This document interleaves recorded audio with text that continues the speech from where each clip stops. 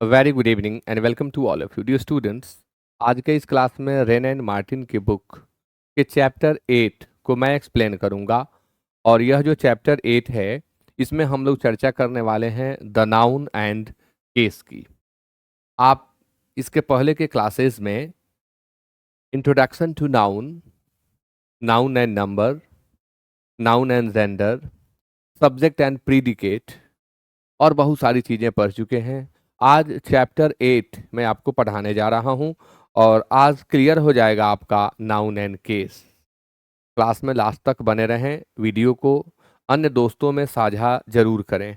तो आइए noun and case को हम पढ़ने जा रहे हैं। बेसिकली यह जो केस है इसे हम 4 भागों में बांटते हैं: nominative case, objective case, possessive case and vocative case. Nominative case का दूसरा नाम सब्जेक्टिव केस होता है। ऑब्जेक्टिव केस का दूसरा नाम कुछ लेखकों के अनुसार नहीं होता है, तो कुछ लोग एक्यूजेटिव केस इसे कहते हैं। बट पॉजेसिव केस का दूसरा नाम है जेनिटिव केस और वोकेटिव केस का भी दूसरा नाम होता है नॉमिनेटिव ऑफ एड्रेस।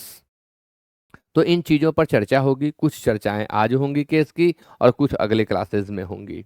तो आइए, ये इनका तरीका है कि ये पहले एग्जाम्पल देते हैं और एग्जाम्पल के माध्यम से ये समझाते हैं चीज़ों को। तो कह रहे हैं कि examine this sentences, in sentences को एग्जामिन करें। John through a stone, John ने एक स्टोन को फेंका। क्या फेंका? पत्थर। किसने फेंका? जॉन। शब्द पर ध्यान दीजिएगा, मैं कह क्या रहा हूं। किसने फेंका? जॉन ने। क्या फेंका? पत्थर। ये जो 2 क्वेश्चन मैं कर रहा हूं इसका बहुत बड़ा रोल है इस चैप्टर को समझने में। क्या, किसने, किसको, किससे, किसका, बस इतने ही में पूरा केस चैप्टर आ जाएगा। तो जॉन ने फेंका और क्या फेंका? तो पत्थर फेंका। The horse kicked the boy, horse ने, घोड़े ने बॉय को किक कर दिया यानी लात मार दिया। अब इन दोनों को एक्सप्लेन कर रहे हैं ये शब्दों के माध्यम से। आइए मैं आपको बताता हूं कि ये क्या कहने की कोशिश कर रहे हैं। ये बता रहे हैं कि जॉन ने पत्थर फेंका। किसने फेंका? तो जॉन ने फेंका, जॉन सब्जेक्ट हो गया। और क्या, क्या फेंका? तो पत्थर, तो यह हो गया ऑब्जेक्ट।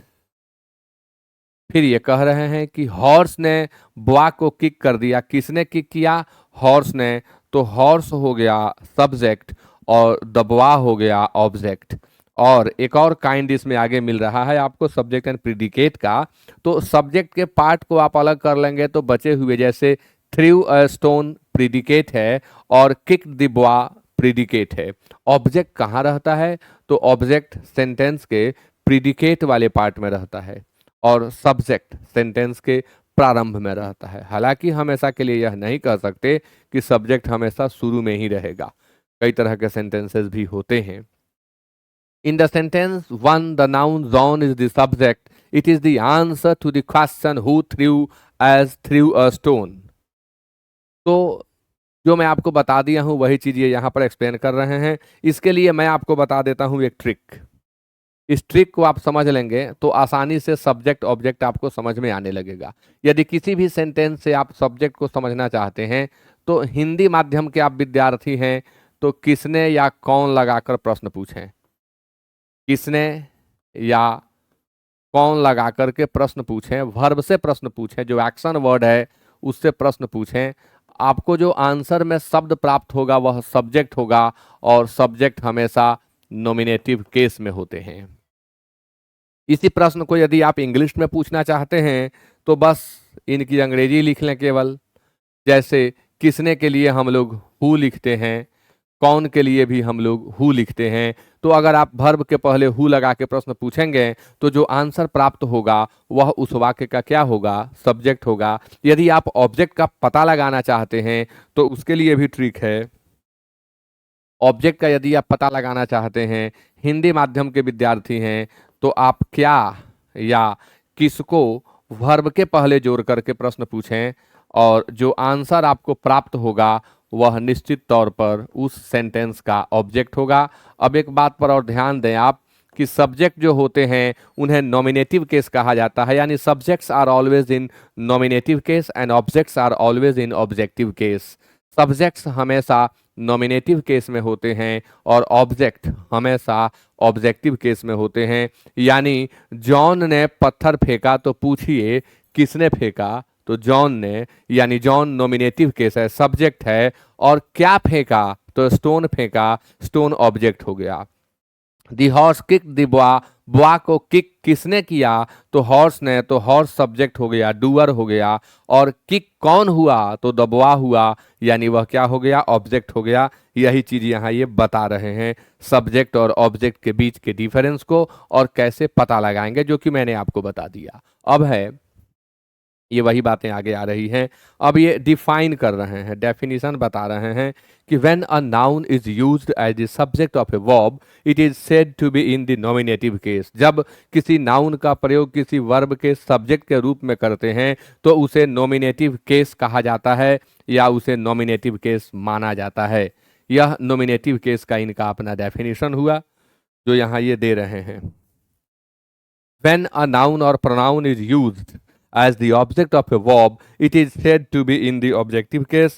और जब यह ऑब्जेक्ट का काम करता है तो इसे हम ऑब्जेक्टिव केस कहते हैं, ये बता रहे हैं, जो कि मैं आपको पहले बता दिया हूं। ट्रिक से मैं इस चीज को आपको पहले ही बता चुका हूं।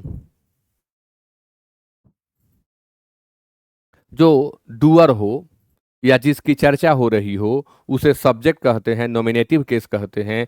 और काम का फल जिसके ऊपर पड़ रहा हो उसे हम ऑब्जेक्ट कहते हैं। और सब्जेक्ट्स ही नॉमिनेटिव केस होते हैं, ऑब्जेक्ट्स ही ऑब्जेक्टिव केस या एक्यूजेटिव केस होते हैं इनके अनुसार। हालांकि अंग्रेजी के एक बहुत बड़े विद्वान डेविड ग्रीन जो कि इंग्लैंड के हैं, उन्होंने अपनी पुस्तक a contemporary English grammar for foreign students में ऑब्जेक्ट के दो पार्ट बताए हुए हैं। और उनका कहना है कि objective case is divided into two parts, accusative case and dative case. Accusative case refers to things and dative case refers to human beings.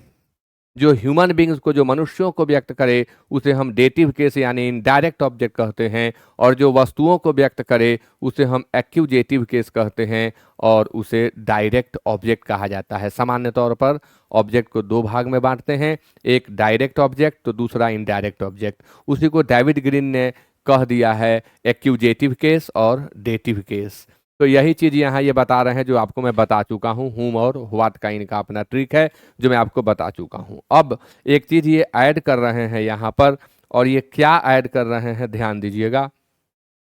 ये यह बता रहे हैं कि प्रेपोजिशन का भी ऑब्जेक्ट होता है। A noun which comes, a noun which comes after a preposition is said to be in the accusative case। यानी वह नाउन जो किसी प्रेपोजिशन के बाद आता है उसे आप एक्यूजेटिव केस में माने। वह नाउन जो किसी प्रेपोजिशन के बाद आता है उसे आप एक्यूजेटिव केस में माने। इनका अपना, मैं अपना मत आपको दे दूंगा शॉर्ट में, चीजें बहुत क्लियर हो जाएंगी। The book is on the table, इस सेंटेंस में प्रेपोजिशन है क्या, तो इस सेंटेंस में प्रेपोजिशन है the book is on the desk. On, तो जो द डेस्क जो है इस प्रेपोजिशन का ऑब्जेक्ट है, यानी यह प्रेपोजिशनल ऑब्जेक्ट है। वह ऑब्जेक्ट जो किसी प्रेपोजिशन के जस्ट बाद आता है उसे हम प्रेपोजिशनल ऑब्जेक्ट कहते हैं। वर्बल ऑब्जेक्ट और प्रेपोजिशनल ऑब्जेक्ट, इसे भी आप ध्यान में रखेंगे। जो किसी प्रिंसिपल वर्ब के बाद आता है उसे हम वर्बल ऑब्जेक्ट कहते हैं, और जो किसी प्रेपोजिशन के बाद आता है उसे हम प्रेपोजिशनल ऑब्जेक्ट कहते हैं। ऑब्जेक्ट का एक यह काइंड या टाइप भी आपको ध्यान में रखना होगा। The noun desk in the accusative case governed by the preposition on. Read the following sentences. आइए इन वाक्यों को पढ़ें। इन वाक्यों को पढ़ने की सजेशन इनके द्वारा दी जा रही है, तो आइए पढ़ते हैं। हरी ब्रोक द विंडो, ऑब्जेक्ट। भाई हरी ने विंडो को ब्रोक कर दिया, किसको, विंडो को, पहले ही आपको बता चुका हूं। The window was broken, subject. अब हम जब पैसिव वॉइस में करेंगे तो ऑब्जेक्ट को तो सब्जेक्ट ही न बनाएंगे। विंडो वॉज ब्रोकन, विंडो को तोड़ दिया गया। It will be seen that nouns in English have the same form of the nominative and the accusative. अब इस लाइन के माध्यम से यह बताना चाहते हैं कि यदि हम नाउन की बात करें और प्रोनाउन की बात करें तो भाई डिफरेंस है। नाउन नॉमिनेटिव केस में भी और ऑब्जेक्टिव केस में भी सेम रूप में रहता है। उस नाउन के स्वरूप में, उस नाउन के फॉर्म में कोई डिफरेंस नहीं आता। यानी आप जब भी किसी नाउन को, यानी टीचर को, डॉक्टर को, इंजीनियर को, या रोहन को, मोहन को, सोहन को, किसी को भी यदि आप सब्जेक्ट के रूप में रखते हैं तो वैसे ही रखना है, और ऑब्जेक्ट के रूप में रखते हैं तो वैसे ही रखना है, उसमें अंतर नहीं होता है। लेकिन जब हम किसी प्रोनाउन को ऑब्जेक्ट के रूप में रखते हैं तो वह ऑब्जेक्टिव फॉर्म में होता है। यानी आई आप नहीं रख सकते, आपको मी रखना होगा। आप वी नहीं रख सकते, आपको अस रखना होगा। आप ही नहीं रख सकते, हिम रखना होगा। शी नहीं रख सकते, आपको हर रखना होगा। आप दे नहीं रख सकते, आपको देम रखना होगा। लेकिन नाउन में ऐसी कोई बाध्यता नहीं है। नाउन दोनों रूपों में एकदम ही सेम होता है, कोई अंतर नहीं होता। यही बात यहाँ बता रहे हैं आगे। The nominative generally comes before the verb and the accusative after the verb. भाई आप प्लेस के आधार पर सेंटेंस में शब्दों का जो सीक्वेंस होता है उसके आधार पर भी नॉमिनेटिव केस को समझ सकते हैं और ऑब्जेक्टिव केस को समझ सकते हैं। जो वर्ब के पहले वाला पार्ट है वह नॉमिनेटिव होता है, और जो वर्ब के बाद वाला पार्ट होता है वह ऑब्जेक्टिव होता है। यही यहाँ बता रहे हैं। आप ऑर्डर देख लें, आप सीक्वेंस देख लें, और उसके आधार पर आप समझ सकते हैं। Rama gave a ball, Rama gave Hari A ball. यानी इस सेंटेंस में डबल ऑब्जेक्ट है, एक हरी है, दूसरा ए बॉल है, और इस सेंटेंस में एक ही ऑब्जेक्ट है, ए बॉल। इसके माध्यम से यह बताना चाहेंगे कि सेंटेंस में दो दो ऑब्जेक्ट भी हो सकते हैं। इसका भी आपको टेक्निक दे दूंगा जिसकी मैं चर्चा कर रहा था कि अंग्रेजी के बहुत बड़े विद्वान डेविड ग्रीन, जो फॉरेन स्टूडेंट्स के लिए एक बुक लिखे हुए हैं जिसका उन्होंने नाम रखा है a contemporary English grammar for foreign students. उस किताब में इन्होंने लिखा है कि objective case is divided into two parts, accusative case and dative case. यानी मैं वही चीज आपको बताने की कोशिश करूंगा यहाँ पर। जो ऑब्जेक्टिव केस है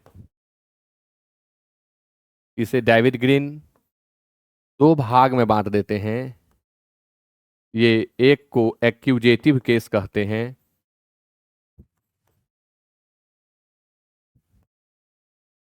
और दूसरे को ये डेटिव केस कहते हैं। एक्यूजेटिव केस कहते हैं और ये डेटिव केस कहते हैं।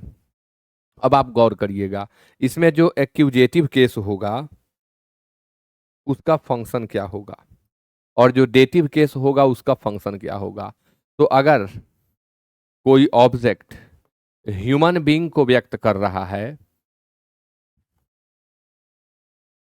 तो वह डेटिव केस में माना जाता है, और यदि वह ऑब्जेक्ट एनिमल या थिंग को व्यक्त करता है तो उसे हम एक्यूजेटिव केस कहते हैं।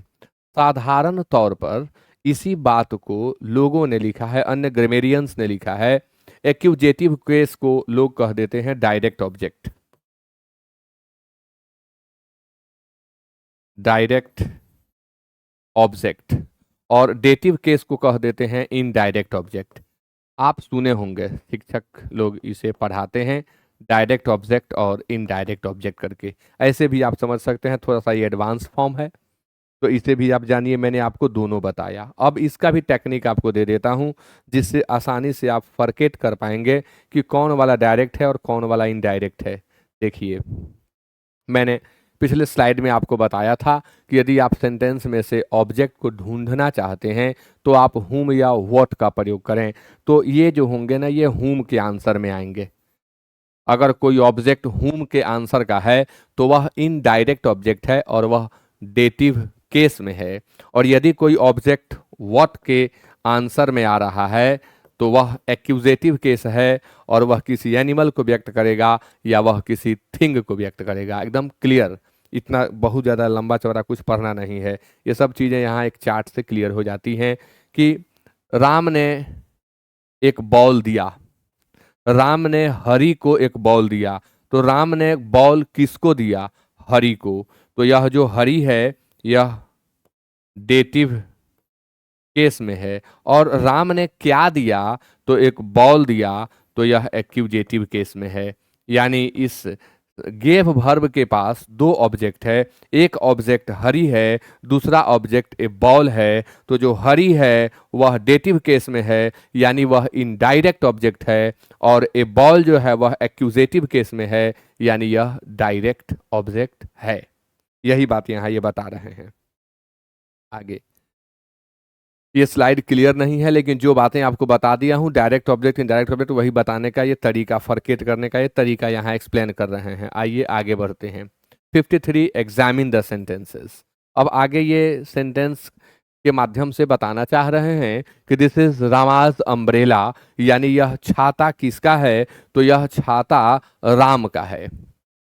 तो अब नॉमिनेटिव केस आप पढ़ चुके हैं, यह सब्जेक्ट का काम करता है। ऑब्जेक्टिव केस ऑब्जेक्ट का काम करता है। अब यहाँ ये क्या का के की का एक्सप्रेशन जैसे मिलने लगे, यानी वे सभी शब्द जो हुज का आंसर देने लगे उन्हें हम पजेसिव केस कहते हैं। तो अब मैं पजेसिव केस की चर्चा अपने नेक्स्ट क्लास में करूंगा। आज के क्लास में इतना ही। Thank you so much to each one of you for being with me till the end of the class, and good night.